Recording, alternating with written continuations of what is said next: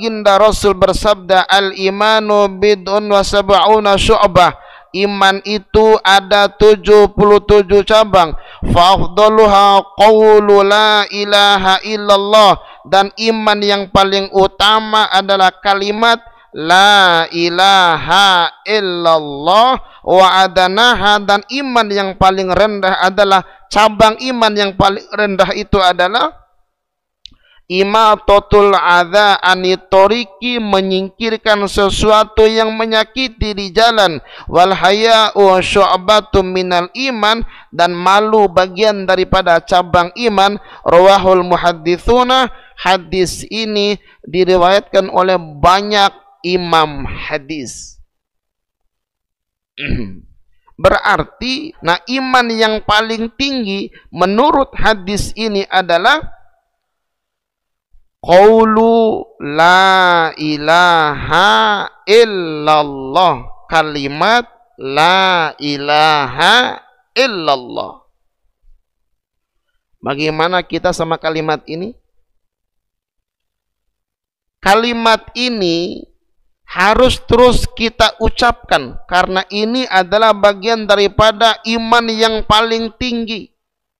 Orang kalau dari agama non-muslim, dari agama Hindu, agama Buddha, agama Kristen, dan agama-agama yang lain, mau masuk ke dalam agama Islam, ada pasportnya. Apa pasportnya?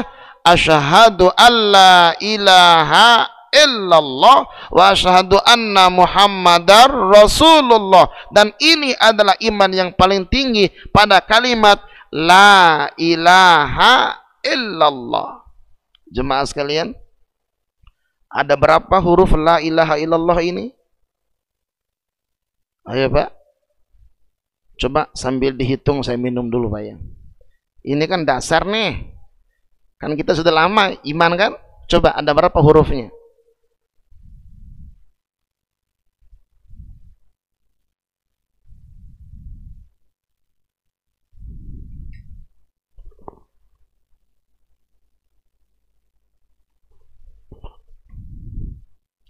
Sudah ketemu Pak? La 2, lam dan alif. Ilaha 3, alif lam ha. Udah berapa tuh? Udah 5. Illa 3, alif lam alif. 8. Allahu 4, alif lam lam ha. Berapa semuanya? 12. Ada 12 huruf Pak. Muhammadur Rasulullah juga berapa?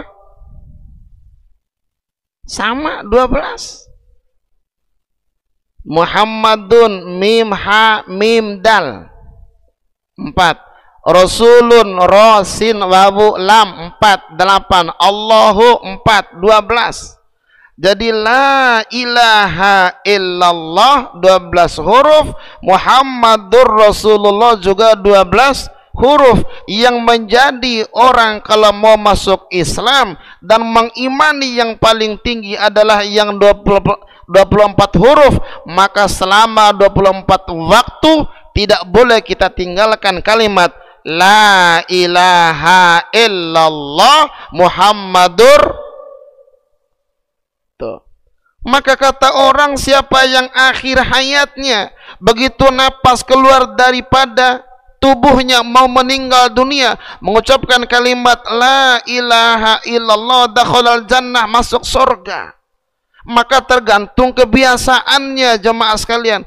Kalau dalam hidup ini sering zikirnya la ilaha illallah, la ilaha illallah, dan nanti insya Allah begitu wafat mampu melafalkan kalimat la ilaha illallah. Dan kalimat ini gerakannya tidak butuh tenaga, gerakannya tidak butuh gerakan bibir, tapi cukup gerakan lisan kita sudah bisa kita lakukannya. Kalau alhamdu ada gerakan bibirnya huruf mim. Kalau Allahu akbar ada gerakan bibirnya huruf ba. Kalau subhanallah gerakan bibirnya huruf ba. Tapi la ilaha illallah tidak butuh gerakan bibir. Biar kaku kita punya tangan, biar kaku kita punya bibir. Di ruang ICU, di atas tempat tidur, masih ada iman. Gerakan la ilaha illallah, insya Allah masuk surga. Itu hebatnya. Fa'afdaluha qawlu la ilaha illallah. Sekarang pertanyaan kita, Pak, kenapa sih harus 12 huruf? Kalau kata orang yang nggak ngaji emang dari sononya.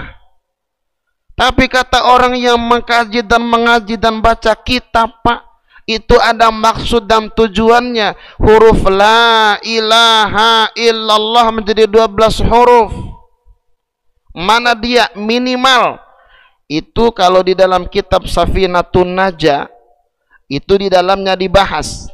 Tapi minimal rukun iman ada berapa? Ada 6. Rukun Islam ada berapa? Ada 5. Rukun ihsan ada berapa? 1. Berapa tuh?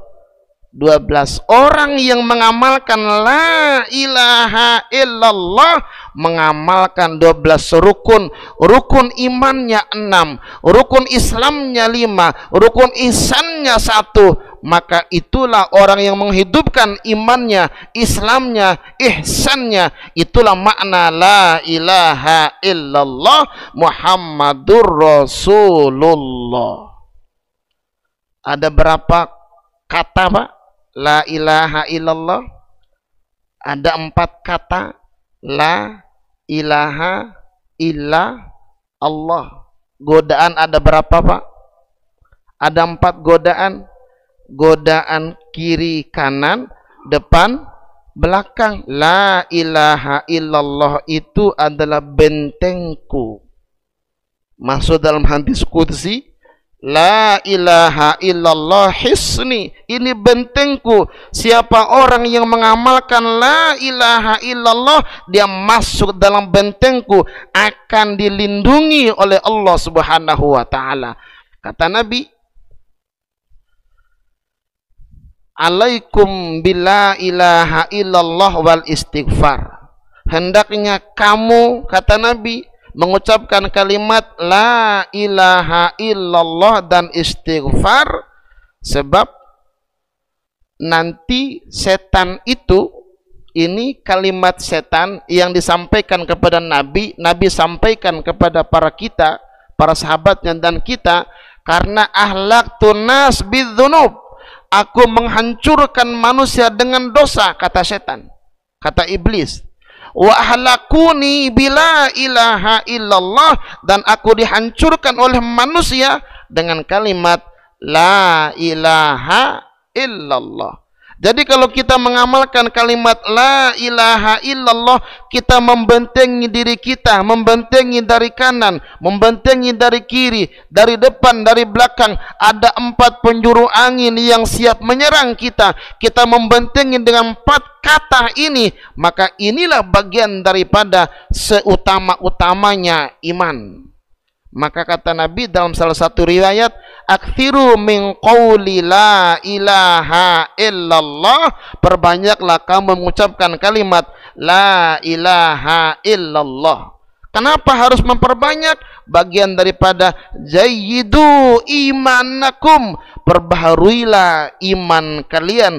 Wa kaifa nujadidu imanana ya Rasulullah, bagaimana cara kami memperbanyak iman kami ya Rasul?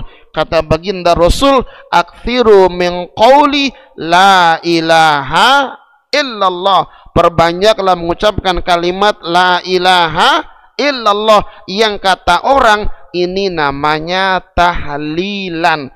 Tahlilan itu sama tahlil beda, Pak.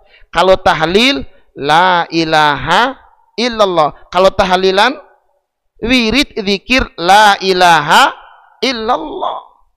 Sama seperti kalau solawat, kalimat Allahumma sholli ala Muhammadnya. Kalau solawatan, diamalkan kalimat Allahumma sholli ala Muhammadnya. Kalau takbir, Allahu Akbar, kalau diamalkan namanya takbiran. Kalau solawat diamalkan namanya solawatan. Tahlil diamalkan namanya tahlilan, kalimat zikir diamalkan namanya zikiran. Sama seperti sarung dan sarungan gitu loh. Kalau sarung masih di lemari, kalau dipakai sarungan. Kenapa dinamakan sarungan? Karena rame. Sama seperti rambut, satu kalau banyak rambutan, duri satu kalau banyak durian. Selamat sedikit itu beseknya kalau banyak selamatan gitu loh. Diamalkan la ilaha illallah, diamalkan, diwiridkan, dizikirkan, karena bagian daripada aktsiru min qauli la ilaha illallah. Ada berapa rukun, Pak? Kalimat la ilaha illallah ini ada 2 rukunnya, an-nafyu wal itsbat. An-nafyu meniadakan, wal itsbat menetapkan. Mana an-nafyunya? La ilaha, meniadakan Tuhan-Tuhan. Tuhan-Tuhan itu ditiadakan, illallah, kecuali. Begitu kita melafalkan kalimat la ilaha, tiada Tuhan.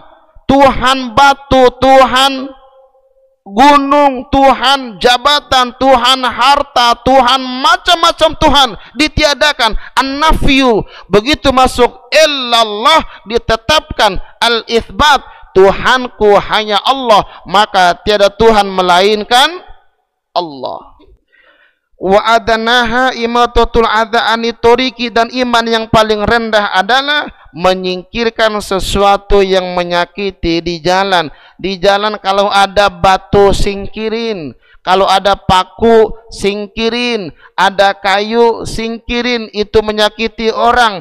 Lalu bagaimana kalau polisi tidur? Ayo Pak, bongkar. Gimana kalau polisi tidur? Pertanyaannya, menyakiti pengguna jalan enggak polisi tidur? Menyakiti apa enggak? Kalau tidak menyakiti ya no problem, tapi kalau menyakiti singkirin. Tapi jangan jalan raya. Nah, sifat malu bagian daripada cabang iman. Orang yang beriman kepada Allah juga harus malu kepada Allah Subhanahu wa taala. Seandainya Allah cabut rasa malu dalam diri kita, Masya Allah, bagaimana iman kita kepada Allah. Wanita harus punya malu, laki-laki harus punya malu, pejabat harus punya malu, rakyat harus punya malu. Kalau ada rasa malunya, dia takut kepada Allah Subhanahu wa taala. Saat ini orang malu sama sesama manusia, tapi dia tidak malu kepada Allah Subhanahu wa taala. Awas, ada CCTV. Awas, ada CCTV. Padahal CCTV Allah rokib dan atid, Pak, dipasang dari dulu di pundak kiri kanan kita oleh Allah tuh. Orang lebih malu kepada manusia.